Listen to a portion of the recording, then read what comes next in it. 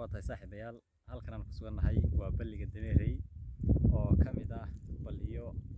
dhowr ah oo loo yaqaano Harafaafan yar balliyadan oo ku yaala goobo aad isugu dhow oo aan kala fogeyn isuna jiro masaafo aan ka badnayn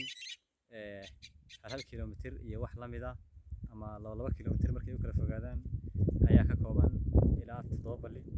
balliyada waxaa ka mid ah balligan hadda aan joogno oo la yiraahdo Dameerey sidoo kale balliga Jinaabe oo isaguna geesta kale ka soo dhowraya laba galle iyo Kaneecale oo dhinaca kale kaga xiga Babaase iyo sidoo kale balliga la yiraahdo laba galle oo isaguna ku sii xiga marka balliyadan oo dhamaantood nasiib u yeeshay in uu roobkii gugu si fiican u biyeeyo ayaa wadartoodba si fiican u biyeysan hadda saad arkaysaan balligani waa buuxaa waxaa ku jira biyo aad u fara badan oo laxaad leh sida ay noo sheegeen bulshada ku dhaqan halkan iyagu ku xidhan kana cabbi ceelkan ayaa waxa uu biyaha hayn karaa ceelkan sida ay sheegeen muddo ilaa 2 bilood iyo bar ah ama 2 bilood iyo 15 bari muddo maartay ay ku qiyaaseen inuu biyaha xajin karo marka uu si fiican maartay u biyoobo waxaana uu saamaxaya ceelka oo ku yaala meel yaraha haar ah ama carra adayga oo dhagax leh sida wadeed